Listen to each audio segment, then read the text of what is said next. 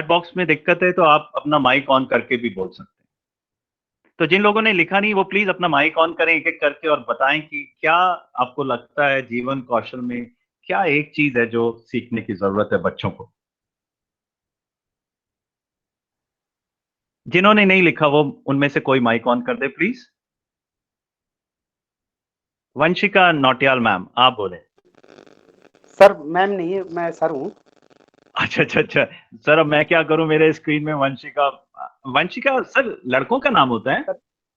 नहीं, लड़की का नाम है सर, यहाँ पे बेटी है। अच्छा अच्छा अच्छा good good good good sir. हाँ उसकी ऑनलाइन बोले क्लास सर। चल रही थी सर, हाँ तो हाँ कोई बात। मीट क्लास मैंने ज्वाइन की है। जी जी जी जी सर सर बोले सर।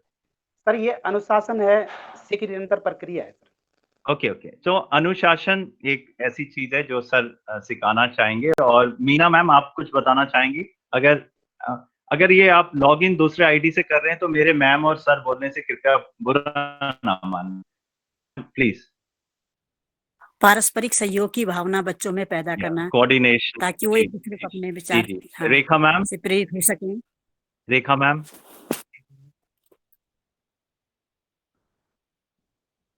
मैं ये भी देखना चाह रहा हूँ कौन कौन लॉग इन कर रखे। मैं एक डाइट का एक प्रोग्राम था 70 लोगों ने लॉग इन किया और मैंने बीच में कुछ एक क्वेश्चन दिया और मैंने कहा सबके सब जवाब लिख के मुझे मोबाइल में भेजो 70 में से। तो ऐसा मुझे हैरानी नहीं हुई क्योंकि जब मैं नौसेना में था तो उसके बाद मैं एक कोर्स करने मैनेजमेंट कोर्स करने एक इंस्टीट्यूट में गया। तो मैं बहुत ज्यादा डिसिप्लिन हुआ करता था टाइम से जाता था। पर जैसे ही मैं कॉलेज ज्वाइन किया तो मैं खाना खाने के बाद जब जाता था तो मुझे नींद आती थी मेरा दिल करता था क्लास को बंक करें। थियरी भी है साइकोलॉजी की कि हम वो काम करते हैं जो उस कुर्सी में बैठ के हमसे उम्मीद करी जाती है। और उम्मीद कौन करेगा। उम्मीद हमारा समाज करेगा उम्मीद हमारे टीचर्स करेंगे उम्मीद हमारे सहपाठी करेंगे। तो इसी तरीके से अगर हम कोई वर्कशॉप ज्वाइन करते हैं तो हमें पहले ही पता होता है आज हम स्टूडेंट टाइप के हैं। तो जैसे ही हम अपने दिमाग में ये सोच लें कि हम आज स्टूडेंट हैं तो हमारा बिहेवियर जो है वो भी स्टूडेंट जैसा हो जाता है। और स्टूडेंट का पहला काम ही यही होता है कि लॉग इन करके भाग जाओ और ऑडियो वीडियो बंद कर दिया तो फिर अब सुनने की जरूरत नहीं है। और फिर वही वाला बात कि यार सब तो आता है और नहीं आता होगा तो बाद में किसी से पूछ लेंगे 2 लाइन बता देगा तो रिपोर्ट जनरेट करने के लिए हो जाएगी। मेरा ये मैं इसलिए भी बता रहा हूँ क्योंकि आप। हाँ हरीश सर आप कुछ बोलना चाहते हैं। हरीश बलोनी सर। नेटवर्क की प्रॉब्लम थी सर, इससे थोड़ा सर आप।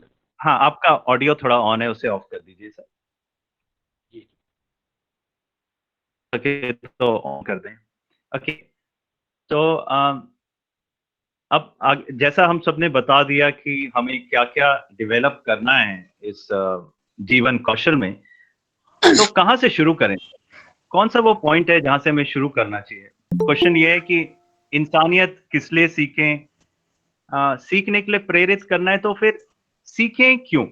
बच्चा ये भी बोल सकता है सर सीखें क्यों। अनुशासन करना अच्छी बात है पर अनुशासन करें क्यों। सहयोग की भावना अच्छी बात है पर किस चीज के लिए सहयोग करें बच्चा ये भी पूछ सकता है। अगर शिष्टाचार की बात है तो वो ये भी पूछेगा भाई शिष्टाचार हर जगह अलग अलग होता है इंडिया में अलग और अमेरिका में अलग कौन सा वाला गांव वाला या शहर वाला शिष्टाचार।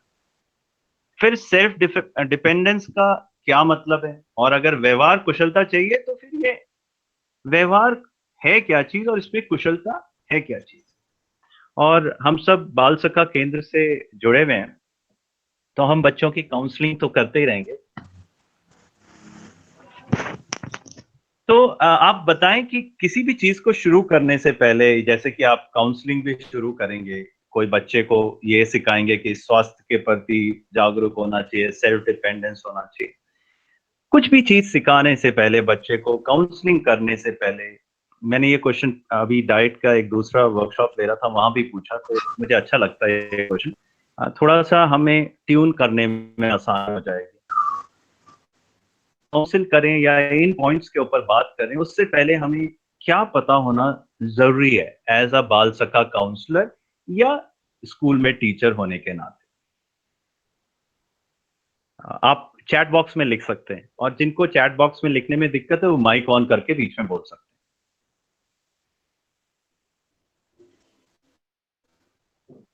जी सी बाकी लोग चैट में लिखें प्लीज। Good morning sir. बिल्कुल, गुड मॉर्निंग मैम। मेरे हिसाब से सर बच्चे का बचपना नहीं छीनना चाहिए, मतलब उसे जो पूछना है उसके लिए प्रेरित करना चाहिए। ओके, सो और अभी क्वेश्चन ये है, खेल खेल में सीखने के लिए प्रेरित करना चाहिए। हम क्या सिखाना क्या चाह रहे हैं हम बच्चे को, हम व्यवहार किस तरफ और स्वास्थ्य किस तरफ और सहयोग की भावना किस तरफ जगाना चाह रहे हैं। तो हमें एज अ काउंसलर क्या पता होना चाहिए या एज अ टीचर हमें क्या पता होना चाहिए before we get into this, हम उससे पहले ये कर पाए, बच्चे को काउंसिल कर पाए। आप सब बाल विकास केंद्र से जुड़े, बच्चे को काउंसिल कर पाए, उससे पहले हमें क्या पता होना चाहिए अपने दिमाग में। आपका मन करे तो आप टाइप कर सकते हैं, जो बोलना चाहेगा वो माइक ऑन करके बोल सकता है। सुबोध सर, आप बोलना चाहेंगे? सीमा मैम, अब हाँ ठीक है, thank you ma'am. Subodh sir, आप बोलना चाहेंगे? जी, हेलो। जी हाँ सर, बोलें। हाँ सर, मैं अच्छी इस परिप्रेक्ष्य में ये कहना चाहूंगा कि ये बहुत सारी चीजें तो हम एकेडमिक तो सीख रहे होते हैं, लेकिन सोसाइटी में अपने को कैसे उसको प्रस्तुत करना है, किस प्रकार से कंडीशन करना है, कैसे हमें रहना है, अच्छा ये सारी चीजें हमें खेल सिखाती हैं। और कई बार हम जब अच्छे लोगों के साथ संपर्क में आते हैं तो बहुत सारी चीजें हम सीख रहे होते हैं। जी तो जी, ये जो गाइडेंस एंड काउंसलिंग, इसमें अच्छी इस बात को भी सीखना बहुत जरूरी है कि हम एक मतलब सोसाइटी में अपने को कैसे डेवलप कर सकते हैं। वेरी ये मेरा नाइस, कहना है। Very nice, very nice. तो आपने वो उन बिंदुओं को छुआ, और एक पॉइंट मैं बोलना चाहूंगा, वो ये है कि किसी भी काम को शुरू करने से पहले उसका उद्देश्य पता होना चाहिए, और आप सब इस बारे में मेरे साथ सहमति रखेंगे। और क्योंकि हम शिक्षा के क्षेत्र में, और हम जब जीवन कौशल की भी बात करें तो वो भी एक शिक्षा का पार्ट है। तो मेरा क्वेश्चन आपसे ये है कि इस कौशल का लक्ष्य, इस पढ़ाई का लक्ष्य, इस एजुकेशन का लक्ष्य है क्या? और आप चाहें तो चैट बॉक्स में लिख सकते हैं, एक जना बोल सकते हैं, पर बिंदुओं के ऊपर बात करें ताकि हम आगे बात को ले जा पाए।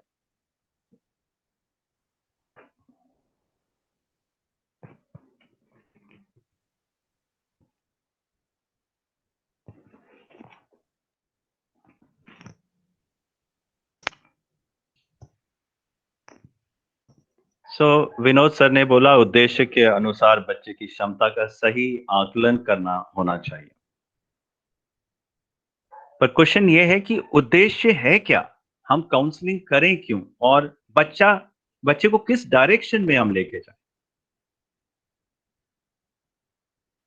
बच्चे की मनोवृत्ति को जानकर, उसके अंदर की क्षमता को पहचान कर कि बच्चा क्या कर सकता है, किस क्षेत्र में जाना चाहता है, उसकी रुचि और उसको पहचान करके बच्चे के अच्छा, उसके लिए हम अच्छा, कार्य करेंगे।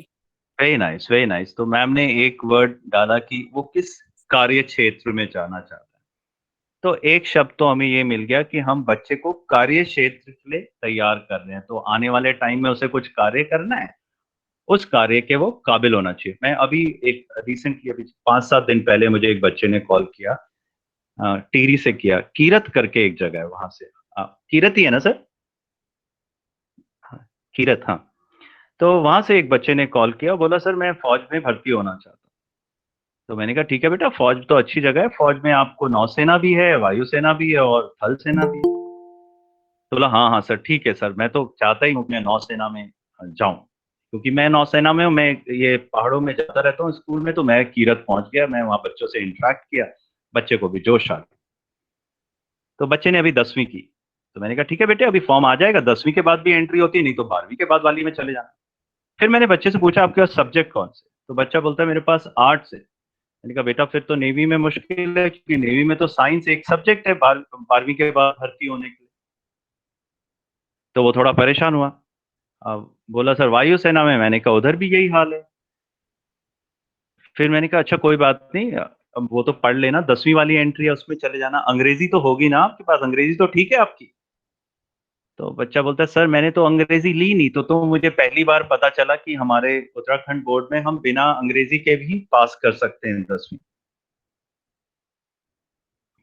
तो अब वो बच्चे को कार्य क्षेत्र तो उसका फौज में जाना चाहता है, और वो नौसेना में भी जाना चाहता है, लेकिन क्योंकि उसने सही दिशा बताई नहीं होगी और कमी रहे, तो अगर हमें पहले से कार्य क्षेत्र पता हो, पहले से पता होता कि उसको नौसेना में जाना है, तो हम गाइड करते वक्त ये बता देते कि बेटा अंग्रेजी तो जरूर है, क्योंकि अंग्रेजी का एक पेपर आया, और फिर साइंस के ऊपर जोर रख, नहीं तो साइंस के बिना तो कोई पेपर ही क्लियर नहीं हो। उस बच्चे को ये समझाया कि जनरल नॉलेज का कुछ पेपर आता है। अब मैंने कहा अच्छा आपको 8वीं 9वीं 10वीं में साइंस तो अच्छी लगी होगी ना? बोला नहीं सर, मैंने तो कभी साइंस के ऊपर ध्यान ही नहीं दिया, इसीलिए तो मैंने 12वीं 11वीं में आर्ट्स ले ली। तो फिर मैंने उसे ये बताया, मैंने कहा अगर जनरल नॉलेज की बात करें तो जनरल नॉलेज में तो फिजिक्स, केमिस्ट्री, मैथ्स, बायो, ये मैथ्स तो नहीं आएगा, फिजिक्स, केमिस्ट्री और बायो आएगा। तो अगर आपको साइंस में रुचि नहीं है तो आप क्वेश्चन पेपर कैसे करोगे? बोला सर अब मैं पढ़ लूंगा। को ये बताना, मतलब उसको शौक लगा जब मैंने ये कि बेटा जो जनरल नॉलेज का पेपर आता है फौज में या कहीं भी, आईएएस से लेके पीसीएस, आपको खैर ज्ञानी है, वो सब 7वीं 8वीं 9वीं 10वीं की किताब से आता है, वो भी एनसीईआरटी जो हम आजकल अपने स्कूलों में पढ़ा। ये सोच के बैठे थे कि जनरल नॉलेज एक अलग से एक सब्जेक्ट होता होगा जो जब हम फौज में भर्ती होने जाएंगे उस दिन पढ़ लेंगे, 15 दिन तो हो जाएगा। बच्चे ने पहले ही उद्देश्य क्लास में या आपको बताया होता है एज अ काउंसलर कि मैं फौज में भर्ती होना चाहता हूँ, तो ऑब्वियस सी बात है आप छठी से बता सकते थे बेटा जो छठी की किताब है ना इसको पूरा रट ले, ऐसी 7वीं, ऐसी 8वीं 9वीं 10वीं, मजाल है उसका नाम, उसके पूरे के पूरे नंबर आएंगे, ये आपको भी। लेकिन बच्चे क्या करते हैं 10वीं कर लेते हैं, उसके बाद फौज की तैयारी करेंगे तो अब दोबारा से छठी 7वीं 8वीं की किताब पढ़नी पड़ेगी, जो कि एक आसान काम नहीं। तो अगर हमें बच्चे का ये पता हो कि उसको किस दिशा में जाना है तो बहुत आसान हो जाता है उसको गाइड करना। और जीवन कौशल में जीवन यापन के लिए एक नौकरी बहुत इंपॉर्टेंट चीज है, तो नौकरी के लिए तैयार करना बहुत इंपॉर्टेंट है। और दूसरी बात, जैसे हमने बोला कि उसको कोऑर्डिनेशन होना चाहिए, सेल्फ डिसिप्लिन होना चाहिए, इमोशनल मेंटल वेलबींग होनी चाहिए, कल्चर्ड होना चाहिए उसे। ये चीज बच्चे को समझाना बहुत ही मुश्किल है। एक नामुमकिन की कैटेगरी होती नहीं है मेरे दिमाग में, लेकिन फिर भी इतनी मुश्किल है। नौकरी मिलेगी, पैसा मिलेगी, इसकी बात सबको समझ में आए। और अनफॉर्चुनेट बात है कि आजकल जो हमारे बच्चे हैं, स्पेशली अगर हम पहाड़ के बच्चों की बात करें, तो पहाड़ के बच्चे का पहला होता है किसी तरह, मुझे ऐसा लगता है, मैं गलत भी हो सकता हूँ, ज्यादातर बच्चे अच्छा, और अगर उनको ये बता दिया जाए कि बेटा अगर साइंस नहीं पढ़ी 12th तक तो सारे के सारे कंपटीशन से आप वैसे ही आउट हो। जिसको 12वीं की साइंस नहीं आती वो 10वीं तक के भी साइंस के क्वेश्चन अटेम्प्ट नहीं कर पाएगा। और जो साइंस छोड़ने के तरीके से साइंस पढ़ रहा हो 10वीं में, तो क्या जनरल नॉलेज क्वेश्चन करेगा? तो पहला तो ये। दूसरा, हमारे बच्चों के अंदर ये एक बड़ी टेंडेंसी है कि 10वीं के बाद मैथ्स छोड़, और आज के देश जमाने में और आने वाले टाइम में जिसको मैथ्स नहीं आती ग्रेजुएशन, वो फिर ज्योग्राफी लेके रिसर्च कैसे करेगा और हिस्ट्री में भी रिसर्च कैसे करेगा, ये अपने आप में दुविधा। तो बच्चे का जीवन कौशल तो वहीं मेरे हिसाब से खत्म हो जाएगा जब उसके पास मैथ्स नहीं होगी और साइंस नहीं होगी। मतलब ये है, मैं ज्योग्राफी को कम आंक रहा हूँ या हिस्ट्री को कम आंक रहा हूँ। और इस बार तो खैर वो नेशनल एजुकेशन पॉलिसी में भी आ गया है, और आप लोगों ने पढ़ा ही होगा कि गणित और साइंस ये एक नेसेसरी कंपोनेंट है। अब आने वाली दुनिया artificial intelligence, internet of things, robotics, इस दिशा में जाएगी। तो एग्रीकल्चर भी इसी में होगा, कारें भी आर्टिफिशियल इंटेलिजेंस से चलेंगे, हेलीकॉप्टर भी चलेंगे, फौज भी चलेगी।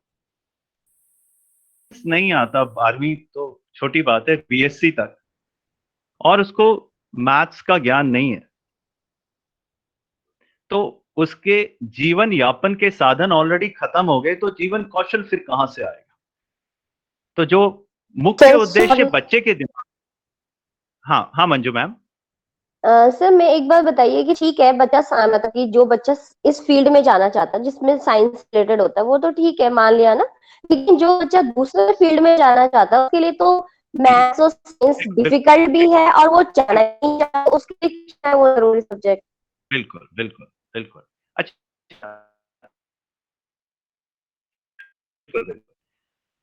मैं जो भी कहूँ ये सत्य और असत्य की कैटेगरी में दोनों में ही नहीं आता। और मैं जानबूझ के ये इसलिए बोल रहा हूँ कि मुझे पता है कि आप ऐसा बोलोगे कि ऐसा क्यों? तो इस मीटिंग का, इस वर्कशॉप का फ़ायदा नहीं है अगर मैं वही बात बोलूँ जो आपको पता है। मैं एक अलग डायमेंशन में इसलिए बात करना चाहता हूँ कि आप जब आप वापस अपने कार्य क्षेत्र में जाएँ, तो आप ये सोचें कि इसको बुला रखा था, थोड़ा-सा वो बाल भी छोटे थे, पागल ही लग रहा था वो और उसने ऐसा कुछ बोला, पता नहीं सच था, झूठ क्या था, पर एक डायमेंशन आपको मिलेगा। उसमें कितना सच है वो तो आप अब निचोड़ेंगे ना, मैं कोई अथॉरिटी नहीं हूँ और कोई भी दुनिया में अथॉरिटी नहीं। ये अपने आप में एक दुविधा वाली बात है। मैं कुछ भी बोलूँगा वो तो एक इंसान की सोच है, तो मेरी बातों को सिर्फ़ एक सोच की तरह लें, सही और गलत ये आप आंकेंगे आने वाले जीवन में। सो अब क्वेश्चन मैम ने क्वेश्चन पूछा, जिसको मैथ्स नहीं आती उसके ऊपर मैथ्स क्यों थोपा? अब क्वेश्चन ये है कि हम जीवन कौशल की बात कर रहे हैं और हमने कहा जीवन कौशल में एक कंपोनेंट जो बहुत आसानी से समझ में आता है और जिसकी मैक्सिमम लोग उसी की तैयारी करते हैं, एक अच्छी नौकरी। आने वाले ज़माने में अच्छी नौकरियाँ या नौकरी होगी का, किस टाइप के स्किल सेट्स चाहिए होंगे? देखो हमारे हाथ में ज़माना नहीं, ज़माना तो जिस स्पीड से चल रहा है वो चल ही रहा है। आ गए हैं, वो आ गए हैं और उसको गो ही करें। तो आने वाला ज़माना और ये मैं नहीं बोल रहा, अगर मैं बोलूँगा तो आप मुझसे क्वेश्चन पूछ सकते हो कि आप ऐसे कैसे बोलते हो? अगर मैं ये कोट करूँ कि मैं जो बोल रहा हूँ वो एजुकेशन पॉलिसी में भी लिखा हुआ है, तो अगर इसका जवाब न्यू एजुकेशन पॉलिसी में भी है, तो अब मुझे बोलना बड़ा आसान है। आज से मैं 3-4 साल पहले बोलता था तो मुझे बड़ा दिक्कत होती थी ये चीज़ें बताने में। अब तो मैं बोल सकता हूँ ये न्यू एजुकेशन पॉलिसी में लिखा है। अगर हमें कोई भी काम करना है आने वाले ज़माने में, चाहे वो फ़ौज हो या कोई और काम हो, कोई सा उसमें मैथ्स और साइंस होना ही होना चाहिए। अब क्वेश्चन ये है कि बच्चे की रुचि नहीं। तो अभी मैं अपनी बालिका का एग्ज़ाम्पल लेता हूँ, थोड़ा आसान हो जाएगा मुझे क्या करने में। वो जब 8वीं में थी तो मैथ्स में उसके 15 नंबर आए। तो मेरी वो कि भई थोड़ी-सी मंदबुद्धि है मैथ्स में और मेरे को भी नहीं आती थी, इसको भी नहीं आती। सुनकर तो मैं अपनी सिस्टर के पास भेजा, उनकी बेसिक मैथ्स अच्छी थी। तो उन्होंने उसे पढ़ाया, थोड़े दिन अच्छी हो गई, 10th के बाद उसने कॉमर्स ली क्योंकि उसे बिज़नेस में इंटरेस्ट था। उसे लगा मैथ्स होनी चाहिए, क्योंकि मैं बार-बार यही बोलता था बिना मैथ्स के कुछ नहीं होता। तो उसने मैथ्स 11वीं-12वीं की पढ़ी और बिना 12वीं किए वो 11वीं-12वीं बच्चे उसके पास आते हैं पढ़ने के लिए। ये उन्हें पता नहीं है कि इसने खुद 12वीं की, उन्हें पता है दीदी ने 12वीं नहीं की, लेकिन बहुत अच्छा समझाते हैं इसलिए। मैं सिर्फ़ उसी बात पे आ रहा था। सब्जेक्ट ज्योग्राफी उतना ही डिफ़िकल्ट है, जितना हिस्ट्री है और उतना ही मैथ्स डिफ़िकल्ट है। करने के लिए जो टेक्निक्स चाहिए होती हैं और जो लेवल ऑफ डिफिकल्टीज है सेम है और अगर आप में से कोई हिस्ट्री का टीचर होगा तो वो मेरे ख्याल से इस बात पे ठीक महसूस करेगा कि हाँ हिस्ट्री को भी इज्जत दी और इसी तरह ज्योग्राफी को। अब बात आती है बच्चे की रुचि। बच्चे की रुचि, किसी भी बच्चे की रुचि सब्जेक्ट में है, ये बात मैं मानने को तैयार हूँ और ये मेरा ओपिनियन है। इस पे आपको एक थॉट प्रोसेस दे रहा हूँ। जो एक लड़की है अभी आई थी काउंसलिंग के लिए, कोटद्वार की लड़की, मुझे बोलती है सर मुझे ना इंग्लिश में रुचि है, उसके इंग्लिश में 95% मार्क्स हैं सीबीएसई और इसलिए मुझे इंग्लिश ऑनर्स करना है। ठीक है, ये तो बहुत ही अच्छी बात है, पर वो पीसीएम की लड़की थी। मैंने कहा फिर मैथ्स क्यों नहीं करना यार, तुमने पीसीएम किया, इंग्लिश भी सब्जेक्ट ले लेना, पर मैथ्स क्यों नहीं करना? बोलती सर मैथ्स में मुझे इंटरेस्ट ही नहीं। तो आई सेड अच्छा, फिर एक टेक्निक होती है जिसमें टाइमलाइन थेरेपी बोलते हैं। आप किसी भी बच्चे को आंख बंद करा के बोल सकते हो चलो टाइम में पीछे चलते हैं।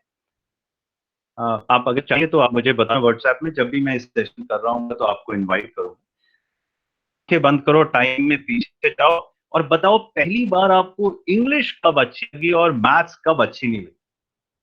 तो उस बच्चे ने बोला सर 7th क्लास की बात थी, हमारे एक इंग्लिश के टीचर थे, बड़े स्मार्ट थे और क्या बात करते थे, वो मुझे ऐसे समझाते थे, मुझे लगता था वाह मुझी को समझा रहे। और उस दिन से मुझे इंग्लिश में इंटरेस्ट आया और मैंने कहा अच्छा मैथ्स का क्या हुआ? बोला 7th क्लास में एक टीचर थे, मैं मैथ्स का क्वेश्चन कर रही थी तो उसने बोला ये आपको समझ नहीं आएगा, तुम्हारे बस की नहीं है मैथ्स। तो बच्चे ने मैथ्स तो छोड़ दिया और इंग्लिश पकड़ लिया। आप ये बात को हो सकता है आप बोलो नहीं ये तो पता नहीं क्या बोल रहा है, तो मैं बच्चे से फिर से ये क्वेश्चन पूछा। मैंने कहा सोचो अगर वो जो इंग्लिश का टीचर है वो मैथ्स पढ़ा रहा होता 7वीं, और मैथ्स वाला टीचर जो है ना, वो अगर इंग्लिश पढ़ा रहा होता तो तुम मुझे ये बताओ कि 8वीं में रुचि मैथ्स में आती या इंग्लिश में आती है? ये बच्चे ने खुद बोला सर उस केस में तो मैं इंग्लिश में इंटरेस्ट खो देती और मैथ्स में ले आती। मेरा सबमिशन सिर्फ ये है कि इंटरेस्ट होना या नहीं होना, में से कुछ गणित के टीचर भी होंगे, गणित में जिसने दूसरी तीसरी अच्छे से नहीं की उसकी चौथी पांचवी चौपट है, जिसने चौथी पांचवी नहीं की उसकी छठी सातवीं चौपट है। अगर 11वीं में आप में अगर कोई मैथ के टीचर होंगे, 11वीं में रिलेशन एंड फंक्शन के चैप्टर, जिसने वो चैप्टर नहीं पढ़ा वो कुछ भी पढ़ ले मैथ्स में 10 घंटे पढ़ ले, उसकी रुचि कभी नहीं आ सकती, क्योंकि उसको समझ ही नहीं आएगा। हर चीज तो वहां जाके रिलेशन और फंक्शन में ही अटक जाती है। मैं इस बारे में ये कहना चाहती हूँ कि ऐसा नहीं है, ये पढ़ने होता है पर्सन का कि वो किस सब्जेक्ट, ऐसा नहीं है कि आप मैथ आती तो इंटरेस्ट होगा ही। ये maths I'll come to that point. Okay ma'am का मानना है कि मैथ्स ऐसा नहीं है कि मैथ्स में कईयों को इंटरेस्ट नहीं होता, और बात भी सच है। मेरा क्वेश्चन सिर्फ ये है, जब आने वाले जमाने में हर चीज robotics, internet of thing, artificial intelligence के ऊपर होगी, जहां पे मैथ्स और साइंस की जरूरत होगी, तो अब क्वेश्चन ये है, बच्चे की रुचि नहीं है तो फिर सोच लो, फिर जीवन कौशल भी उसका क्या, उसकी तो बेचारे की नौकरी नहीं लगी। नाउ द क्वेश्चन, सर हम केवल रोबोटिक उसमें ही नहीं रहेंगे। मैम रुको, मैं तो सिर्फ एक डायमेंशन दे रहा हूँ, सच झूठ नहीं बोल रहा हूँ, है ना। दूसरी बात, अब इसीलिए अब नई एजुकेशन पॉलिसी में ये समझ गए हैं, अब आप 12वीं क्लास में 10वीं में ये कंपलसरी होगा मैथ्स और साइंस। इसके अलावा बच्चा ज्योग्राफी में रुचि रखता है, ज्योग्राफी ले, पेंटिंग में लेता है वो भी ले, लेकिन अब मैथ्स और साइंस एक कोर कंपोनेंट होगा। इसी तरीके से कुछ अच्छी यूनिवर्सिटी हैं, जैसे आप तो जानते ही हैं, एक इंडियन इंस्टीट्यूट ऑफ साइंस है बैंगलोर में, IISc बोलते हैं। आज की बात नहीं है ये, मेरे ख्याल से 10 साल पहले से भी यहाँ पे अगर एडमिशन लेना है इंडियन इंस्टीट्यूट ऑफ साइंस में, तो 11वीं के बाद जो एग्जाम होता है उसमें बायो भी पूछते हैं, चाहे आप बीटेक करना चाहते हो। और अगर आप विदेशी यूनिवर्सिटीज को देखें तो आप कोई सा भी सब्जेक्ट लेंगे, गणित उसमें कंपोनेंट होता था। अब तो ये बहस का मुद्दा इसलिए भी खत्म हो चुका है क्योंकि न्यू एजुकेशन पॉलिसी में ये मान लिया गया, और जब मैं न्यू एजुकेशन पॉलिसी बोल रहा हूँ, मैं पॉलिटिकल पार्टी की नहीं, मैं उन थिंक टैंक की बात कर रहा हूँ, शायद बीबी थे जो MA ज्योग्राफी भी रहे होंगे, PhD भी रहे होंगे, सारे सब्जेक्ट के लोग जब बैठे तो उन्होंने कहा अगर आगे बढ़ना है और किसी को नौकरी चाहिए आने वाले टाइम में, तो उसे मैथ्स और साइंस आनी चाहिए, ज्योग्राफी, हिस्ट्री और इंग्लिश के अलावा।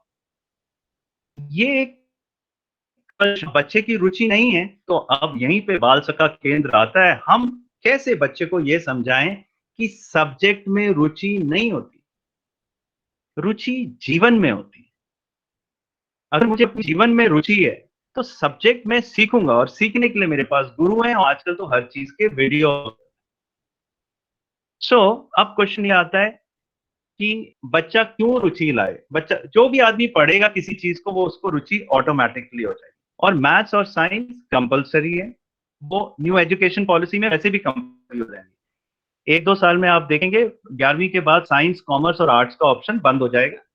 कॉमन सब्जेक्ट होंगे, उसमें साइंस और मैथ्स जरूर होगा, उसके अलावा आप अपनी चॉइस के सब्जेक्ट पिक कर सकते हैं। फॉरेन यूनिवर्सिटीज में भी अच्छी मानी, लाइक MIT वगैरह, जो दुनिया की नंबर 1 यूनिवर्सिटीज हैं टेक्नोलॉजी में, उसमें भी बच्चों अगर वो बीटेक का कोर्स लेता है कोई कंप्यूटर साइंस का, वो उसके साथ साथ पेंटिंग भी ले सकता है। IIT ने क्लासिकल डांस भी शुरू कर दिया है साथ साथ। 1 मिनट में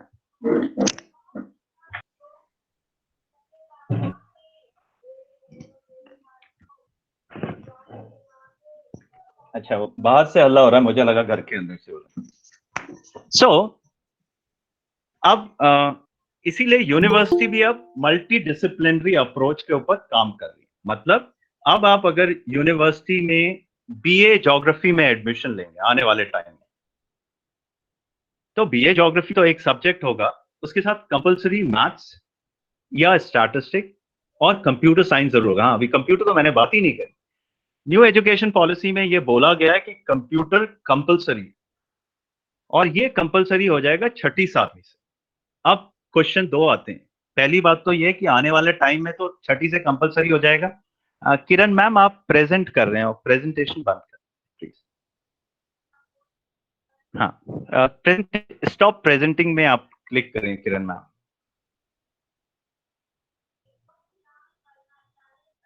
किरण मैम, आप मुझे सुन रहे हैं? किरण मैम, हाँ अभी ठीक हो गया, थैंक यू। हाँ, अभी कंप्यूटर के ऊपर आते हैं। अब 6ठी से कंप्यूटर, मैथ्स कंपलसरी और साइंस कंपलसरी, ये 12वीं तक ऐसा ही होगा, और ग्रेजुएशन में भी ये 3 सब्जेक्ट कंपलसरी होंगे। अब क्वेश्चन ये, मेरे पास तो 2 चिंता है। पहली बात, आने वाले जो बच्चे हैं जो अभी 6ठी 7वीं में, वो तो ठीक हो जाएंगे क्योंकि उनके लिए तो सिस्टम बन जाएगा।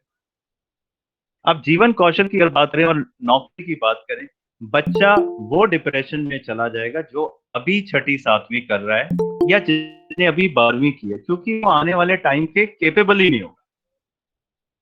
जीवन कौशल की बात करें तो जीवन कौशल में एक पॉजिटिविटी एक इंपॉर्टेंट फैक्टर।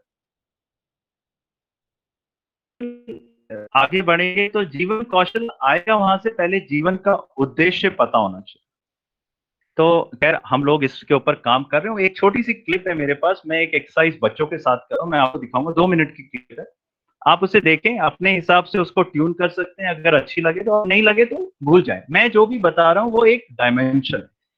मैं ऐसा एक्सरसाइज बच्चों के साथ करता हूँ। मुझे लगता है कि बच्चों के अंदर सबसे पहले जीवन के उद्देश्य सेट करें। अगर बच्चे को पता है, आज की डेट में मुझे लगता है मैक्सिमम इशू ये है कि बच्चा बड़ा सोचता ही नहीं, और जब सोचेगा बड़ा नहीं तो फिर अब वो ये सोचेगा किस तरीके से मैं हाई स्कूल पास करूं। अब जब उसे किसी तरीके से हाई स्कूल और इंटरमीडिएट पास करनी है तो वो ये सोचेगा कौन से आसान सब्जेक्ट। अगर 6ठी 7वीं और मतलब 10वीं 12वीं में बच्चा आसान सब्जेक्ट लेने जाएगा, वो मजबूत बनेगा या कमजोर बनेगा, ये कोई बड़ी बात नहीं है इसके ऊपर डिसाइड करना। और बच्चा अगर कमजोर बनेगा तो कमजोर बच्चा जीवन कौशल क्या करेगा? कौशल तो कॉम्पिटेंसी, करने की ताकत, पर उसको करने से पहले आदमी के अंदर हुनर होने जरूरी। और बेसिक हुनर जो चाहिए, किसी को कॉन्फिडेंट होने के लिए क्या होना चाहिए? जिसको नॉलेज अच्छी है वो कॉन्फिडेंट ही होगा। अगर आप अभी ये टॉपिक रॉकेट साइंस के ऊपर होता तो आपको मेरे चेहरे से पसीना नजर आने लगता और मैं घबराहट ही में हकला हकला के बोलता। आप बोलते ये कॉन्फिडेंट नहीं है, जब मुझे सब्जेक्ट ही नहीं आता तो कॉन्फिडेंट कैसे हो जाऊंगा? सो कॉन्फिडेंस के लिए पहले सब्जेक्ट चाहिए, और सब्जेक्ट आज की डेट में ये सारे सब्जेक्ट। एक छोटी सी क्लिप मैं आपको दिखाऊंगा, और 2 मिनट की क्लिप है, उसके बाद मैं फिर आपसे मुलाकात करूंगा।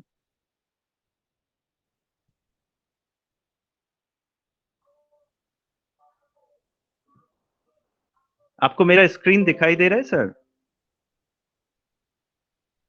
कोई एक जना हाँ बोल दे तो ताकि मुझे पता चले। जी सर, आप ही दिख रहे हैं, मैं स्क्रीन तो नहीं दिख रही है। एक स्क्रीन नहीं दिख रहा जिसमें आप सबकी फोटो आ रही होगी? हाँ दिख रहा है। और अभी एक बच्चों की तस्वीर नजर आ रही है आपको? खुशी नजर आ रही दिखाई दे रही है। अच्छा, एक जिसमें कुछ लड़कियां बैठी हुई हैं। हाँ जी सर, दिख रही है। हाँ, तो आप ये वीडियो 2 मिनट का वीडियो एंजॉय करें।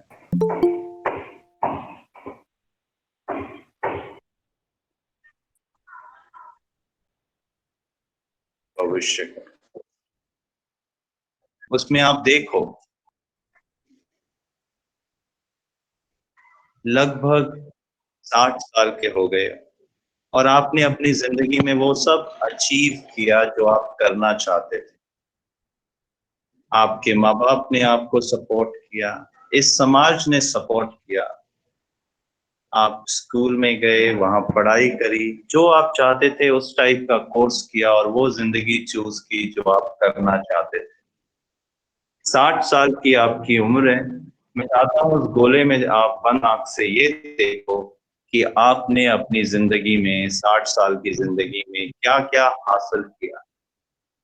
क्या वो औहदा है जो आपको मिला, कितने आपने पैसे कमाए, और जब आप बाहर कहीं बाहर सामाजिक कार्य में जाते हैं, घर से बाहर निकलते हैं, तो आप उम्मीद करते हैं कि लोग आपको विश करें, नमस्कार करें, पाँव छुएं। ऐसा क्या किया आपने अपनी जिंदगी में कि आपको ये एक्सपेक्टेशन है, आपको ये उम्मीद है कि समाज आपको इज्जत दे। में जहां आपके पास स्कूल था, बहुत सारे ऐसे लोग थे जिनके पास खाने को खाना नहीं था, जाने के लिए स्कूल। वो लोग भी सोचते होंगे कि ये लड़कियां कितनी सौभाग्यशाली हैं कि स्कूल तो जा रही हैं कम से। आपने क्या किया ऐसे लोगों? इस समाज में कितने लोग हैं बूढ़े, उनको कोई देखने वाला नहीं, आपने उनके लिए क्या किया? ये वो देश है जहाँ पे लोग ठंड से मर जाते हैं, जो ठंड से बच गए वो गर्मी के लू पेड़ों में मर जाते हैं, लोगों के माँ बाप नहीं है। आपने क्या किया ऐसे लोगों? 60 साल की आपकी उम्र है, मैं स्क्रीन शो नहीं हो रही है। और मैं स्कूल, हाँ बोल रहे थे मैम? ओके, आप देख पाए छोटा सा वीडियो? हेलो, कोई हाँ बोलते हैं? हाँ किरण मैम। यस अच्छा कोई बात नहीं, मैं ये वीडियो आपको भेज दूंगा। क्वेश्चन ये था कि अगर हम बच्चे को उसका जीवन दिखा पाए कि वो 80 साल में 60 साल में क्या कर रहा है, और ये माना जाता है, हकीकत माना क्या जाता है, ये फैक्ट माना जाता है साइकोलॉजी में कि हकीकत और सपने में कितना फर्क है, कौन बताएगा? कैसे पता चलता है ये सपना और ये? आयशा मैम, आयशा रावत।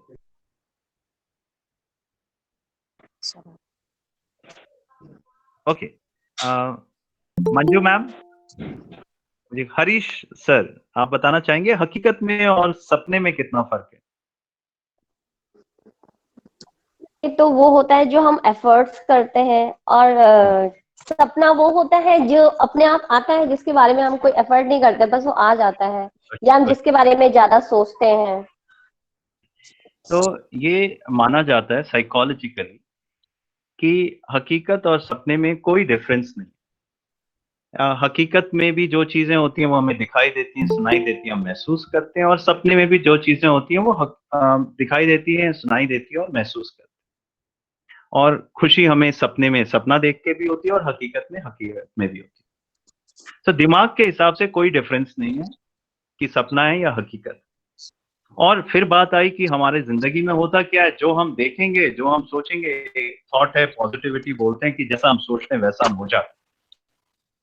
तो क्या हम बच्चे को वो हकीकत या वो सपना दिखा सकते हैं जो वो बनना चाहता है 60 साल की उम्र में या 80 साल की उम्र में? अगर हमने वो सपना बच्चे के दिमाग में फिट कर दिया, तो बच्चा जब हमारे पास आएगा काउंसलिंग के लिए, तो वो पूछेगा, सर मुझे बनना तो आईएएस ऑफिसर है, अब पर मेरा पढ़ाई में दिल नहीं लगता, या मैं साइंस छोड़ना चाहता हूँ, मैं आसान सब्जेक्ट लेना, मैं चाहता तो हूँ कि देश की सेवा करूं, गरीबों की मदद करूं, लेकिन मैं सोच रहा हूँ आर्ट्स ले लूं और मैं मैथ्स मुश्किल लग रहा है, इस पे छोड़। तो आपको समझाना बहुत आसान हो जाएगा कि आपको मुश्किल आसान देखना है या अपना लक्ष्य चाहिए जीवन का। इसी का एक एग्जाम्पल। सर सिर्फ एक छोटा सा क्वेश्चन प्लीज। सर एक बार बताइए, अगर कोई बच्चा पेंटर बनना चाहता है। मीना मैम आप थोड़ा ना वो प्रेजेंट बंद कर दें। हाँ अब पूछे मैम, जो बच्चा पेंटर बनना चाहता है। बिल्कुल सर ठीक है, उसके लिए साइंस और मैथ का यूज क्या है? क्योंकि हम कोई भी सब्जेक्ट पढ़ते हैं तो उसका यूज होना बहुत जरूरी है। बिल्कुल बिल्कुल, कोई पेंटर बनना चाहता है, उसका क्या रेलेवेंस है? अब मैं एक एग्जांपल देता हूँ छोटा सा। जो भी बच्चा मेरे पास आता है जो बीटेक कर रहा होता है, अधिकारी बनना चाहता है, तो मेरा पहला सबमिशन, पहला कंसल्टेशन उसको ये होता है कि बेटा एनसीसी मत लेना। तो बच्चे मुझे हैरानी से देखते हैं, सर एनसीसी क्यों नहीं लेना? मैं बोलता क्योंकि कॉलेज वाले रोज एनसीसी करवाते हैं, जबकि हफ्ते में एक दिन होना चाहिए 4 घंटे, पर कॉलेज, प्राइवेट कॉलेज कुछ काम नहीं है, सब बच्चों को बुला दो, हल्ला होता रहता है। तो वो बच्चों को हर रोज 4 घंटे एनसीसी कराते हैं। जो बच्चा 4 घंटे एनसीसी करेगा वो फिर बीटेक में क्या पढ़ाई करेगा? नंबर तो सबके 70 आ ही जाते हैं प्राइवेट यूनिवर्सिटी में या इवन सरकारी। तो बच्चा किसी काबिल ही नहीं रहता, और फौज में नौकरी लगती ही नहीं, प्राइवेट के वो काबिल नहीं होता, गेट उसका क्लियर नहीं। तो मैं हर बच्चे को बताता हूँ, बेटा एनसीसी मत लो, गेट की तैयारी करो, सुबह दौड़ने जाओ 5 किलोमीटर और पुशअप मारो और चिनअप मारो, तुम्हारा हो जाएगा, फौज में मैं बनाऊंगा आपको। लेकिन उसके विपरीत मेरा लड़का है, अपना लड़का, उसको मैंने बोला हुआ है तू एनसीसी जरूर लेगा। तो 1 मिनट के लिए तो मुझे भी लगा कि क्या मैं लोगों के बच्चे को गलत राय देता था और अपने बच्चे को मैं बोल रहा हूँ एनसीसी ले ले। वजह यह है कि मेरे बच्चे को फौज में नहीं जाना। दूसरी बात यह है कि मेरे बच्चे को पता है कि उसे बीटेक नहीं पढ़ना, उसे कंप्यूटर साइंस पढ़ना है, तो वो पढ़ने पे ही ज्यादा ध्यान देता है, कंप्यूटर के आगे बैठा रहता है। मैं चाहता हूं उसे फिजिकल एक्सरसाइज करे। क्योंकि वो फिजिकल एक्सरसाइज नहीं करता, इसलिए मैं उसको एनसीसी में धकेलना चाहता हूं। जो बच्चा अपना दौड़ रहा है, फिजिकल एक्सरसाइज कर रहा है, मैं उसे बोलूंगा बेटा एनसीसी मत ले, तू पढ़ाई के ऊपर चल। क्वेश्चन ये है, अब आपके क्वेश्चन में आता हूं, जो पेंटिंग कर रहा है उसको मैथ्स और कंप्यूटर्स की क्या जरूरत है? पेंटिंग करे, खुश रहे। देखिए, दो टाइप के बच्चे होते हैं। एक होते हैं जिनको भगवान ने हुनर दिया, मतलब पैदाइशी लता मंगेशकर बिल्कुल ही बेहतरीन है, तो अब उसको मैं नहीं बोलूंगा शायद कि आप मैथ्स पढ़ो, उसकी मर्जी, पढ़ना है तो पढ़े, नहीं पढ़ना तो नहीं पढ़े। या सचिन तेंदुलकर है कोई, तो बड़ी अच्छी बात है। हम पढ़ा उसको रहे हैं जो हमारे समाज की एक रिक्वायरमेंट है, उसके लिए हम थोड़ा थोड़ा फिट कर। आने वाले समाज की रिक्वायरमेंट है मैथ्स, कंप्यूटर और साइंस।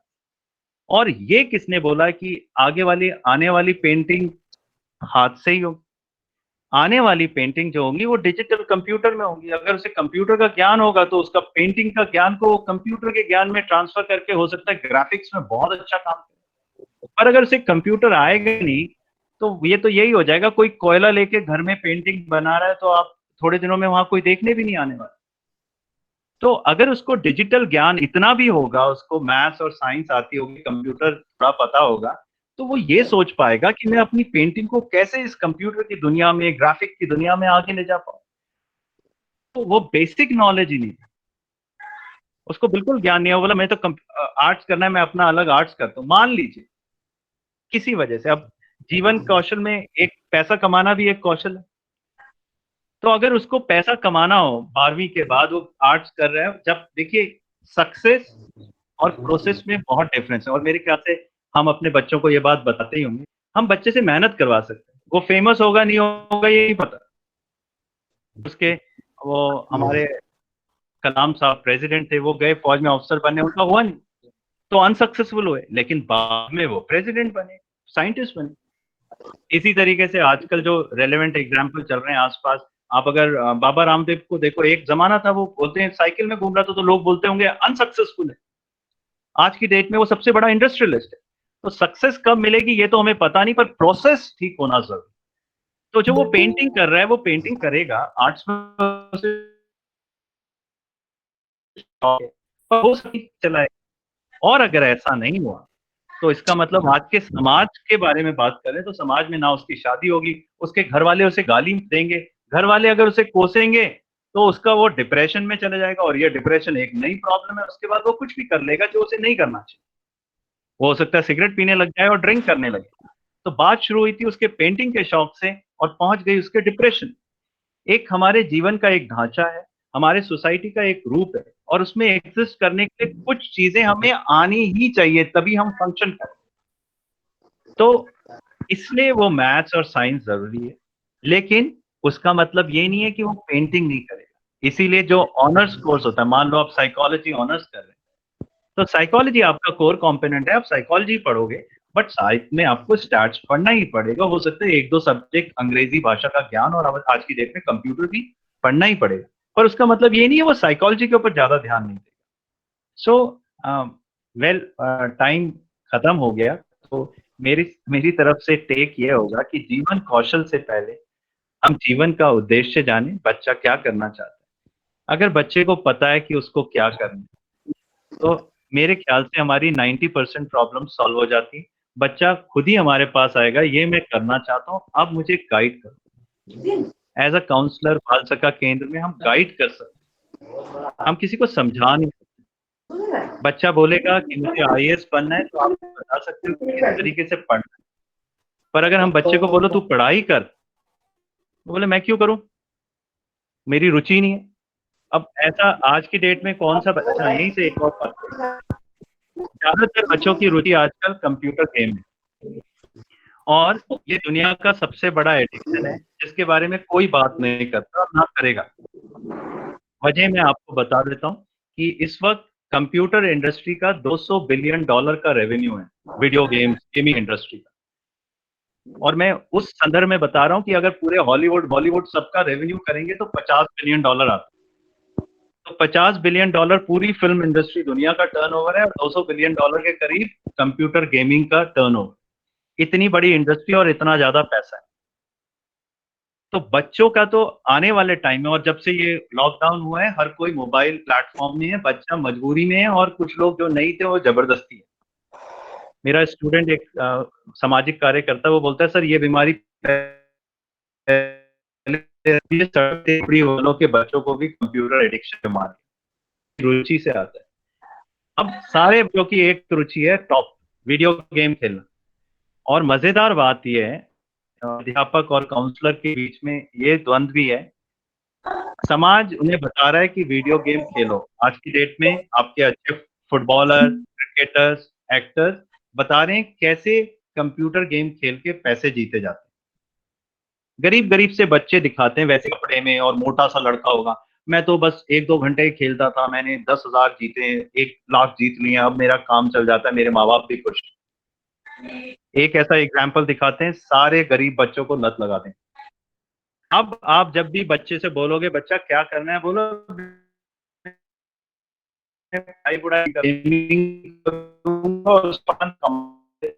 टीवी में ऐड आ की रुचि वहां है, रुचि रखेगा ना साइंस में, ना मैथ्स में, ना कंप्यूटर, वो गेमिंग करेगा। तो रुचि की कहानी यहाँ है। अब किसी को रुचि हो तो बुरा ना माने, बट रुचि, हमारी रुचि, मेरी रुचि बोलने में हो सकता ना हो, लेकिन मेरी रुचि बच्चों के भविष्य में होगी तो मैं बोलूंगा भी। गल में दर्द होता है, कोई भी नहीं बोलना चाहेगा। इसी तरीके कौन है जो पढ़ाना चाहेगा, पढ़ाने में किसकी रुचि है, लेकिन हमें अपना समाज को बिल्ड करना है, हमें अपना जीवन यापन करना है, तो हमें रुचि, जिस चीज जिसको हमें लक्ष्य में रुचि होती है, प्रोसेस में रुचि नहीं होती। ये मेरा टेक है, गलत भी हो सकता है। आज इतना ही टाइम था तो मैं ये 2-3 चीजें बोलना चाहूंगा। एक तो बच्चे के अंदर उसके जीवन का उद्देश्य सेट करें, बच्चे को सारे सब्जेक्ट पढ़ने चाहिए, 1-2 पे ज्यादा ध्यान दे सकता है, वो अच्छी बात है। और मैं 1-2 वीडियो मैंने बनाए न्यू एजुकेशन पॉलिसी में, मैं उन्हें भेजने की कोशिश करूंगा। उसमें सार है उसका, डिटेल नहीं, क्योंकि डिटेलिंग हम खुद कर सकते हैं, सार का मुझे लगता है हमें बात करनी चाहिए। इसके अलावा बच्चों में अगर हमें जीवन कौशल बनाना है, आज की डेट में मेजॉरिटी में प्रॉब्लम है। पहले पहाड़ में नशे की प्रॉब्लम थी, आज भी है। इसके साथ-साथ ड्रग्स की प्रॉब्लम है, बहुत की प्रॉब्लम है। और अब एक ऐसी प्रॉब्लम है जिसका कोई निवारण नहीं है, वो है कंप्यूटर गेमिंग एडिक्शन। बच्चे लगे हुए सोशल मीडिया में, और सोशल मीडिया में अब मल्टीपल रिलेशनशिप एक नई बीमारी है जिसके बारे में अभी तक कोई बात नहीं कर रहा। लड़के और लड़कियां एक गर्लफ्रेंड और एक बॉयफ्रेंड नहीं बना रहे, 10-10 बना रहे। इसके दिमाग में कुछ और इम्पैक्ट पड़ेंगे। पहली बात तो हमारा जो सोशल फैब्रिक है वो टूटेगा, हमें लड़कों को लड़कियों के ऊपर भरोसा नहीं होगा और लड़कियों को लड़कों के ऊपर नहीं होगा। आने वाले टाइम में जब हम बच्चों को बोलेंगे शादी कर ले, तो कोई शादी में इंटरेस्टेड नहीं होगा, क्योंकि जब उन्होंने 10 अफेयर कर लिया तो उन्हें पता है कैसा जीवन होता है। तो हमारा सोशल फैब्रिक बिगड़ने वाला है। जब वो बिगड़ेगा तो इससे ज्यादा डिप्रेशन आएगा, फैमिली टूटेंगी, डिवोर्स के केसेस बहुत कॉमन होंगे, लोग पैसा थोड़ा जनरेट करेंगे उससे। एक और चीज जो बहुत ही अजीब सी फैलाई गई है हमारे समाज में, वो ये है फाइनेंशियल इंडिपेंडेंस को इंडिपेंडेंस के साथ जोड़ा है लेडीज का। मतलब सारी लड़कियां आज की डेट में इंडिपेंडेंट होना चाहती हैं और लड़के भी होना चाहते हैं। और इंडिपेंडेंस का मतलब ये है हम किसी के ऊपर डिपेंडेंट ही नहीं होंगे। और ये हमारे समाज के लिए आने वाले टाइम के लिए एक बहुत बड़ा खतरा होने वाला है, क्योंकि ये इस तरीके से समझाया गया है कि लड़कियों को इंडिपेंडेंट होना चाहिए, जबकि क्वेश्चन ये होना चाहिए लड़कियों को पूरा पढ़ना चाहिए, फिनेंशियली इंडिपेंडेंट होना चाहिए कि अपना पैसा कमा के अपनी फैमिली में कंट्रीब्यूट करे ताकि उसका स्टेटस रहे, उसका इज्जत रहे। बट इंडिपेंडेंस का मतलब जो दिमाग में घुस रहा है आजकल के बच्चों का, वो ये घुस रहा है कि लड़कियां ये सोच रही हैं हमें लड़कों की जरूरत नहीं, और लड़के ये सोच रहे हैं कि हमें लड़कियों की जरूरत नहीं। एक ऐसा समाज जहां पे लेडीज ये सोचे कि हमें लड़कों की जरूरत नहीं है और लड़के ये सोचे कि हमें लड़कियों की जरूरत नहीं है, हम किस दिशा में बढ़ रहे हैं ये हम शायद सोचना भी इस वक्त थोड़ा डरावना हो जाए। तो ये सब चीजें हैं और आगे हम जीवन कौशल की बात करेंगे। तो जीवन कौशल से पहले ये प्रॉब्लम है, उससे पहले हमारा उद्देश्य। और इस बार एजुकेशन पॉलिसी में एक चीज आई है जो पहले भी रही होगी पर कभी हाईलाइट नहीं की, वो ये है कि हमें दुनिया का एक अच्छा नागरिक होना है, हमें देश का अच्छा नागरिक होना है, हमें अपने देश के बारे में पता होना चाहिए, उसके ऊपर गर्व होना चाहिए। साथ अच्छा स्वास्थ्य, किसी ने लिखा स्वास्थ्य आज की डेट में एक मेजर प्रॉब्लम है। बड़ी हैरानी की बात है, अब जो फौज की भर्ती होती है उसमें पहाड़ी लोग क्लियर नहीं करते क्योंकि वो दौड़ ही नहीं पा रहे। एक जमाना था जब मैं एकेडमी में था, मैं ज्यादा अच्छा नहीं था दौड़ने में, तो लोग बोलते थे अबे नेगी है, पहाड़ी है, बहुत अच्छा दौड़े। अब वो बात नहीं रही पहाड़ियों में, क्योंकि जो हमारा चेस्ट एक्सपैंड होता था अब थोड़ा कम होने लगा, लड़के लोग एक्सरसाइज कर नहीं रहे, खेत में काम कर नहीं रहे। एक और चीज जो मेजर प्रॉब्लम है हमारे पहाड़ों में, बाकी जगह कम होगी, पहाड़ों में ये है हमें डिग्निटी ऑफ लेबर बिल्कुल नहीं है बच्चों में। बच्चा खेत में काम करने को इंफीरियर समझता है, जो रिसोर्सेज उसके पास है उस रिसोर्सेज को यूज करना वो अच्छा नहीं मानता। तो जब तक हम बच्चे को ये, अगर बच्चा किसानी अच्छे से सीख जाए तो उसमें मैथ्स भी सीख जाएगा, साइंस भी सीख जाएगा, लेकिन बच्चा जुड़ने को तैयार नहीं। फिर वही क्वेश्चन था कि साइंस क्यों पढ़े और मैथ्स क्यों। जो एग्रीकल्चर कर रहा है, एग्रीकल्चर में साइंस भी इन्वॉल्व है, मैथ्स भी इन्वॉल्व है, आज की डेट में कंप्यूटर भी इन्वॉल्व है और रिमोट सेंसिंग भी इन्वॉल्व है। तो कोई अगर खेती करना चाहे तो उसे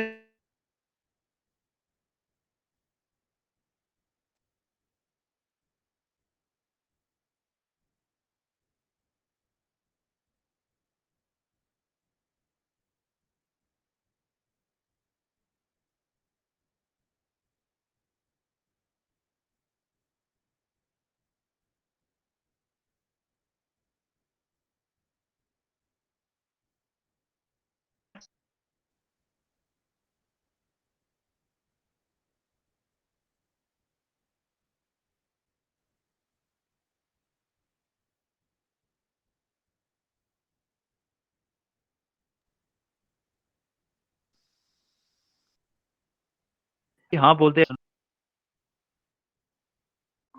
हेलो,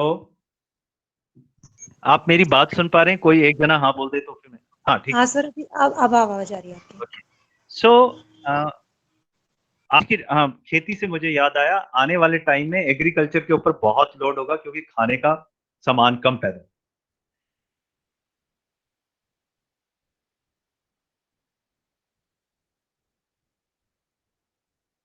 अब हो सकता है जब पहले जिंदगी का उद्देश्य समाज के साथ कनेक्टिविटी होनी चाहिए।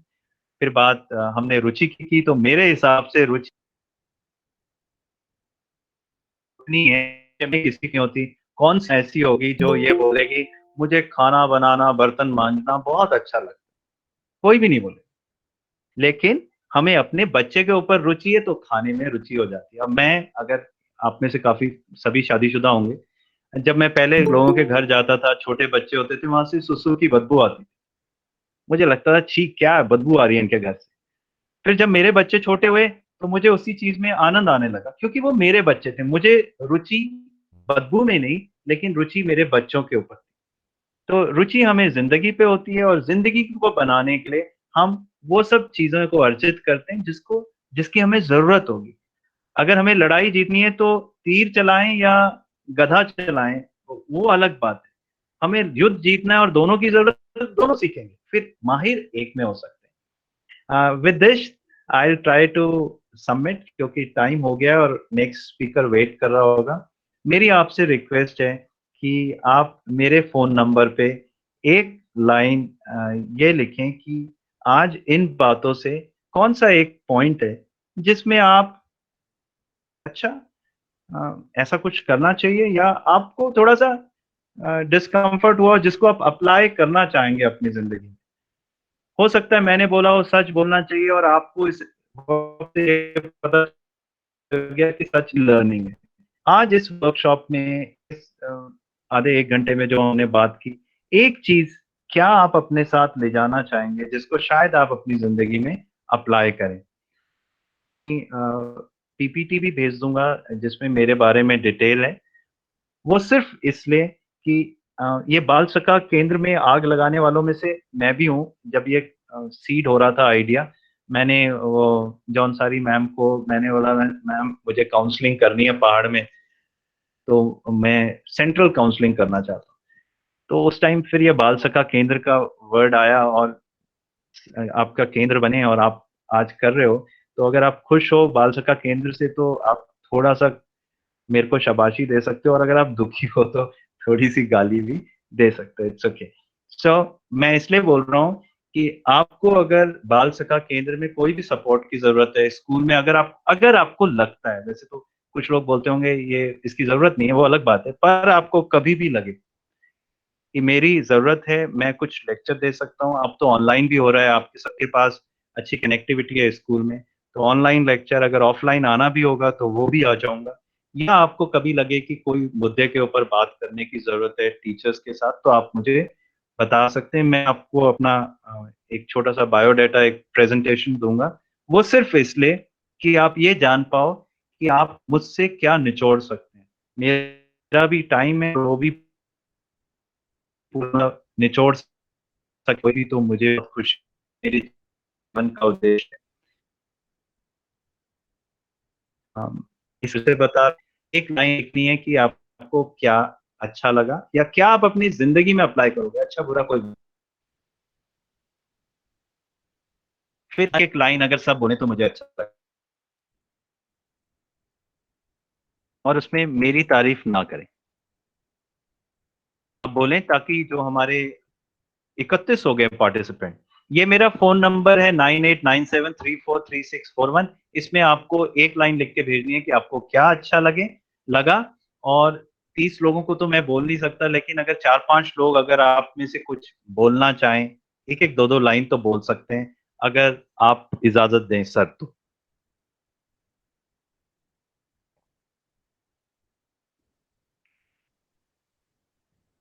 तो मैं वो बोलते हैं मौन स्वीकृति प्रमाणे सर ने कुछ बोला नहीं तो मैं इस मौन स्वीकृति की तरह लेता हूँ। कोई 1-2 जना बोलना चाहिए।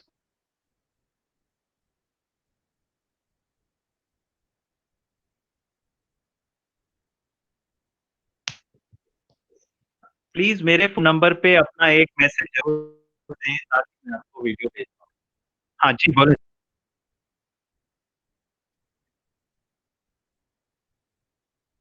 नहीं ठीक है, ठीक है। ठीक है, तो आप मेरा फ़ोन नंबर मैं दे रहा हूँ, उसमें आप रिटन में दे दीजिएगा और थैंक यू वेरी मच आपने मुझे बुलाया और टाइम दिया। Thank you sir. Thank you very much sir, thank you very much.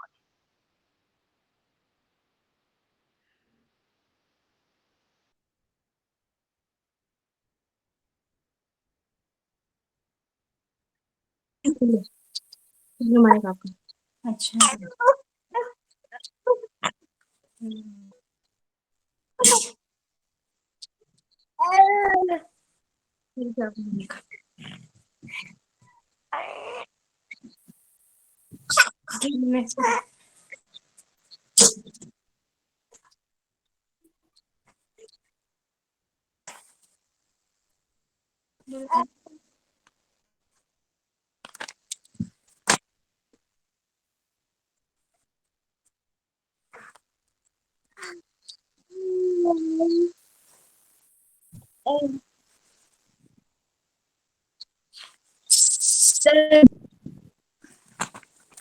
Hello हाँ जी सर।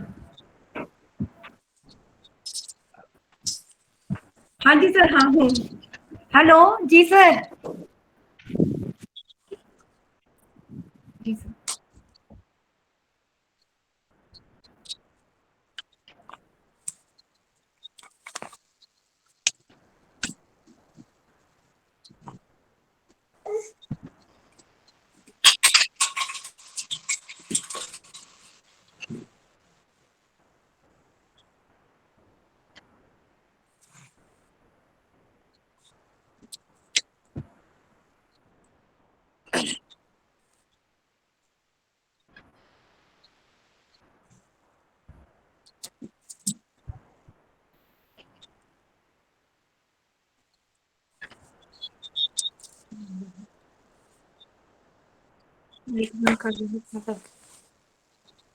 थैंक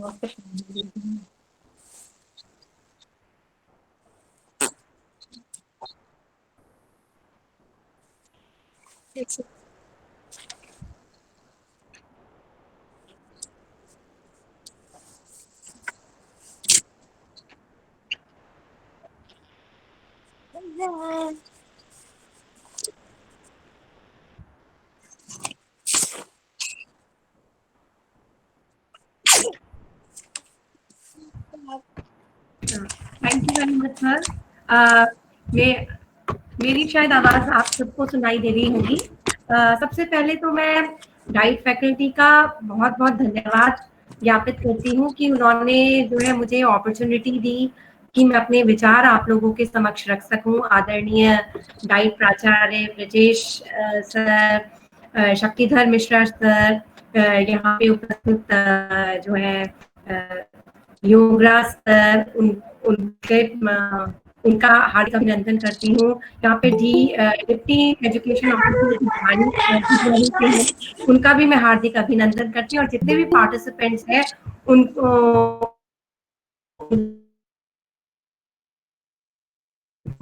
आपका हार्दिक अभिनंदन है।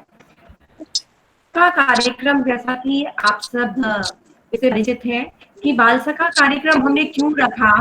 बेसिकली जो बच्चों की जितनी भी प्रॉब्लम, हम प्रॉब्लम्स नहीं कहेंगे, जितने भी इश्यूज होते हैं, बच्चों को अपनी बात अभिव्यक्त करने के लिए एक प्लेटफॉर्म विद्यालय में मिल सके, इस सोच के साथ हमने बाल सखा कार्यक्रम की शुरुआत 2017-18 में की थी।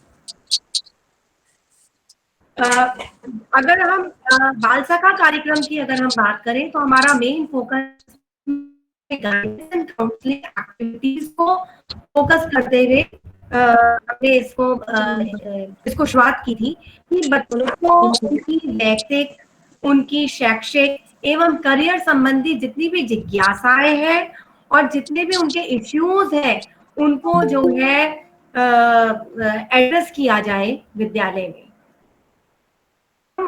मेरे को जैसे आप लोगों ने टॉपिक डाइट से मुझे टॉपिक मिला है कि integration of guidance and counselling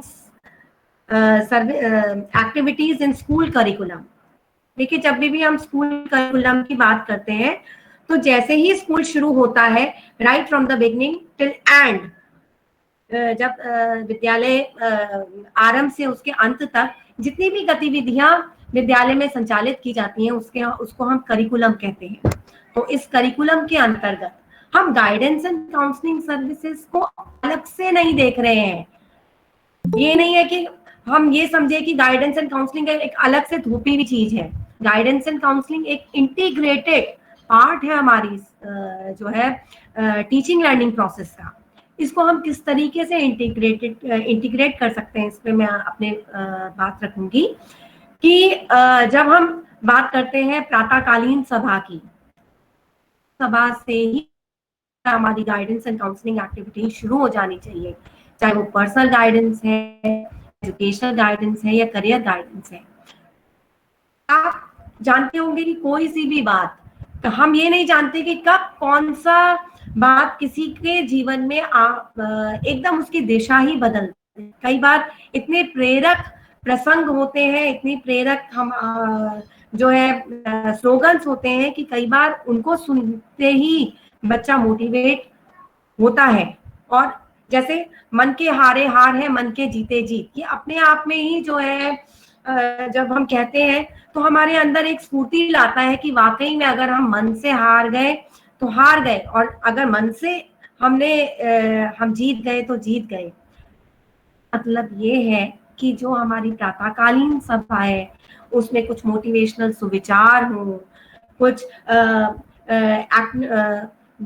जो नए नए परिवर्तन आ रहे हैं उनके बारे में बच्चों को बताया जाए। हालांकि अभी कोविड-19 की वजह से प्रातःकालीन सभाएं नहीं हो पाएंगी, ऐसा मैंने जो है न्यूज़पेपर में ही पढ़ा था, लेकिन जो है ये कोविड की का ये काल जो है ऐसा नहीं है कि हमेशा ही चलेगा। जब तक ये रहेगा तब तक प्रातःकालीन सभा नहीं होंगी संचालित, लेकिन जो है विद्यालय स्तर पर प्रातःकालीन सभा से ही गाइडेंस एंड काउंसलिंग शुरू हो जानी चाहिए। कुछ विचार बच्चों को मोटिवेट किया जाए कि जो भी मुझे याद है कि हम लोगों के टाइम पे हम प्रत्येक बच्चे की बारी बारी क्लास में लगती थी कि कोई न्यूज इवेंट्स है, न्यूज़पेपर से हम न्यूज़ कलेक्ट करके आते थे और वो उसको सामने समक्ष पढ़ते थे। तो एक जो है कॉन्फिडेंस बिल्डिंग के लिए ये एक्टिविटी अच्छी है कि कोई सी जो है जो मेन समाचार है, एक तो बच्चे जनरल नॉलेज से अपडेट रहेंगे, उनको नई चीजों के बारे में पता होगा। फिर दूसरी बात कि उनका जो झिझक है कि हम इतने सारे बच्चों के सामने या इतने सारे लोगों के सामने अपने विचार कैसे व्यक्त करें, तो कहीं ना कहीं जो है ये कैपेसिटी पे बिल्डअप होगी। पर्सनल गाइडेंस की बात करते हैं तो जैसे आज के हमारे मॉर्निंग के वक्ता सर योगा नेगी सर ने बताया जीवन कौशल के विषय में, ये हमारा बहुत ही महत्वपूर्ण पार्ट है। और वो अगर हम पर्सनल गाइडेंस की बात करते हैं तो उस पर्सनल गाइडेंस के अंदर जीवन कौशल एक बहुत महत्वपूर्ण है। हम सब चाहते हैं कि हमारे बच्चे अच्छे अच्छे बड़े बड़े मुकाम में पहुंचे, लेकिन हमें जो है मीडिया से ये खबरें भी सुनाई देने को मिलती हैं कि एक डॉक्टर ने जो है गलत कदम उठा लिया, सुसाइड कर लिया, या एक आईएएस ने कर लिया, या किसी आईआईटीएन ने कर लिया। तो क्या है गाइडेंस एंड काउंसलिंग का मतलब ये जरूरी नहीं है कि जहां पे समस्या हो वहीं पे ही गाइडेंस एंड काउंसलिंग की जरूरत है। तो ये इंटीग्रेटेड पार्ट हमारे स्कूल करिकुलम का क्यों होना चाहिए कि हम बच्चों को इतना निर्भर बनाएं, उनको जो है ये समझ तो विकसित हो कि क्या हमारे लिए सही है और क्या हमारे लिए गलत है। उस जीवन कौशल का अर्थ ये है कि हम बच्चों को ये बताएं, मतलब ये बताएं या उनमें ये कैपेसिटी बिल्डअप करें कि वो अपने जीवन में कोई भी मुकाम हासिल करें तो वो उसमें संतोष पा सके, सेटिस्फैक्शन पा सके। और आजकल ये जो है नहीं देखा जा रहा है, लोग बड़े बड़े मुकाम अचीव कर रहे हैं लेकिन वो डिससेटिस्फाइड है। तो ये संतोष का भाव कि जो है ये हमारा पर्सनल गाइडेंस का हिस्सा होना चाहिए कि बच्चों को संतोष किस तरीके से रखा जाए, किस तरीके से जो है अपनी सेल्फ अवेयरनेस, जो एक हम लाइफ स्किल की अगर हम बात करें, वर्ल्ड हेल्थ ऑर्गेनाइजेशन ने भी बात की है डेवलपमेंट ऑफ सेल्फ अवेयरनेस। हमें खुद पता होना चाहिए कि क्या हमारे पॉजिटिव क्वालिटीज हैं, क्या हमारी नेगेटिव क्वालिटीज हैं। इसके लिए जो हम स्वॉट एनालिसिस करते हैं, know your strength, know your weaknesses, know your opportunities and क्या थ्रेट है आने वाले समय में, उसको एनालाइज करना जाना बच्चों को पता होना चाहिए। मैंने कुछ स्कूलों में गई थी, मैंने बच्चों से पूछा कि आप अपने बारे में 5 क्वालिटीज बताओ अच्छी। तो बच्चों को बहुत डिफिकल्टी हुई ये बताने में अपनी 5 क्वालिटीज क्या है। अच्छा आप नहीं बता पा रहे हैं तो एक दूसरा जो आपके बगल में फ्रेंड बैठा है वो आपकी हेल्प करेगा आपकी 5 क्वालिटीज को बताने में। तो जब बच्चे को पता चलता है कि मेरे अंदर ये पॉजिटिव क्वालिटीज हैं तो उसका नेचुरली कॉन्फिडेंस बिल्डअप होता है। दूसरा, जब हम पर्सनल गाइडेंस की बात करते हैं, जीवन कौशल की बात करते हैं, तो जितने स्ट्रेस है हमारी लाइफ की, बच्चों को टेस्ट, मैम अगर कहती है कि मैं तुम्हारा कल टेस्ट लूंगी तो उनको पहले से ही टेंशन हो जाती है कि कल हमारा टेस्ट है। कैसे वो कोप अप करें? टाइम मैनेजमेंट, स्ट्रेस ज्यादातर क्यों होता है बच्चों को? क्योंकि उनकी वो अपने समय का सदुपयोग ही नहीं कर पाते हैं। तो हमारी जो करिकुलम में बच्चों को हम अगर गाइडेंस दे रहे हैं तो टाइम मैनेज कैसे करें, अपने मॉर्निंग से लेकर इवनिंग की गतिविधियों का कैसे एनालिसिस करें, कैसे वो ये बताएं कि कौन से महत्वपूर्ण कार्य हैं, कौन से कम महत्वपूर्ण कार्य हैं, किनमें हमें ज्यादा समय खर्च करना है। उन्हें ये इस चीज के लिए प्रोत्साहित करना होगा कि जितने भी जीवन में सफल व्यक्ति हैं उनके पास भी 24 घंटे ईश्वर ने दिए हैं, और जो सफलता नहीं प्राप्त कर रहा है उसके पास भी 24 घंटे हैं। सारी की सारी कला तो इस बात पे निर्भर करती है कि वो अपने समय को कैसे मैनेज करते हैं। और ये ऐसी स्किल है जो कि बच्चों को राइट फ्रॉम द बिगनिंग ही बताना पड़ेगा, बताना चाहिए कि वो अपने समय का को कैसे करके मैनेज करें। हैबिट्स, बच्चों की हमारे बच्चों को ये नहीं पता है कि किस तरीके से नोट्स बनाते हैं। एनसीएफ 2005 ने रटने के लिए मना करा है, लेकिन समझकर याद करना कैसे सीखें, कौन कौन से न्यूमोनिक्स डिवाइसेस हैं, मतलब मेमोरी को इंक्रीज करने के लिए कौन कौन से तरीके हैं, इसके विषय में आप जो है बच्चों को संवेदित कर सकते हैं। साथ साथ अगर आप इंग्लिश के टीचर हैं तो आप बच्चों को ये बता सकते हैं कि इंग्लिश का आगे स्कोप क्या है, इंग्लिश क्यों पढ़ रहे हैं, इंग्लिश जानकर वो क्या करेंगे या क्या उसकी करियर अपॉर्चुनिटीज है। अगर आप हिंदी के अध्यापक हैं तो आप बच्चों को ये बताइए शुरू से ही। तो अगर हर सब्जेक्ट के टीचर्स जो है वो अपने अपने विषय के बारे में, उसकी करियर अपॉर्चुनिटीज के बारे में बताएंगे तो नेचुरली बच्चों को के समझ विकसित होगी और वो अपनी रुचि के अनुसार उसको सेलेक्ट कर पाएंगे। जब भी हम करियर गाइडेंस की बात करते हैं तो करियर गाइडेंस में हम उनको बताते हैं इंजीनियर कैसे बनना है, डॉक्टर कैसे बनना है, विविध हम उनको करियर अपॉर्चुनिटीज के बारे में बताते हैं। लेकिन उनको ये भी समझना होगा कि उनका जो सोशियो इकोनॉमिक स्टेटस है या उनके जो अपनी पर्सनालिटी पैटर्न्स है उसके अकॉर्डिंग वो कौन से करियर में सफल हो पाएंगे, ये एक बहुत इंपॉर्टेंट मुद्दा है। अधिकांश बच्चों से अगर हम पूछते हैं तो वो कहते हैं कि हम एयर होस्टेस बनना चाहते हैं, हम जो है आर्मी में जाना चाहते हैं, अलग। लेकिन जैसे अभी सुबह सर ने भी कहा कि एक बच्चे के पास आर्ट साइड थी और उसने कहा कि मैं जो है नेवी में जाना चाहता हूँ। इसी तरीके से कई बच्चे 11th-12th में मुझे भी ऐसे मिले हैं कि जिनके पास हिस्ट्री या ज्योग्राफी पढ़ रहे हैं और वो कहते हैं कि हमें डॉक्टर या इंजीनियर बनना है। तो 9-10 से ही बच्चों में ये अवेयरनेस होनी चाहिए, सब्जेक्ट कॉम्बिनेशन के बारे में पता होना चाहिए कि किन किन सब्जेक्ट को लेकर आप आगे बढ़ सकते हैं, या कॉमर्स में के अंतर्गत कौन से विषय आते हैं, आर्ट्स के अंतर्गत कौन से विषय आते हैं, या साइंस के अंतर्गत कौन से विषय आते हैं। और ये जरूरी नहीं है कि हम करियर गाइडेंस में केवल उन्हीं विषयों के बारे में बताएं जो कि सम्मान, जिसको हम हमारी सोसाइटी में कहते हैं सम्मानजनक व्यवसाय है। आप बच्चों को ये भी तो बता सकते हैं कि एक पोस्टमैन कैसे बना जा सकता है, आप बच्चों को ये भी तो बता सकते हैं कि बैंक में क्लर्क कैसे बना जाता है, क्योंकि डिग्निटी ऑफ लेबर हर जो एक महत्वपूर्ण है, हर व्यक्ति महत्वपूर्ण है। ऐसा नहीं है हम सबको डॉक्टर नहीं बना सकते, हम सबको इंजीनियर नहीं बना सकते। तो बच्चों को करियर गाइडेंस अगर हम दे रहे हैं तो सभी चीज की जानकारी दें, चाहे आप एक क्लर्क कैसे बनते हैं, एक जो है मल्टीटास्क के लिए कैसे अप्लाई किया जा सकता है उसके बारे में भी बताइए। हाँ, ऑब्वियसली कि आपके लक्ष्य ऊंचा रखिए, लेकिन बच्चों को अवेयरनेस होनी चाहिए सबके बारे में, क्योंकि सबकी पारिवारिक स्थिति नहीं एक जैसी नहीं होती है। फिर दूसरी बात, रुचि सब बच्चों की भिन्न भिन्न है, व्यक्तिगत भिन्नताएं हैं। तो गाइडेंस जो है वो तो आप जनरली आप सब बच्चों को बता सकते हैं कि ये एरियाज हैं, इनमें आप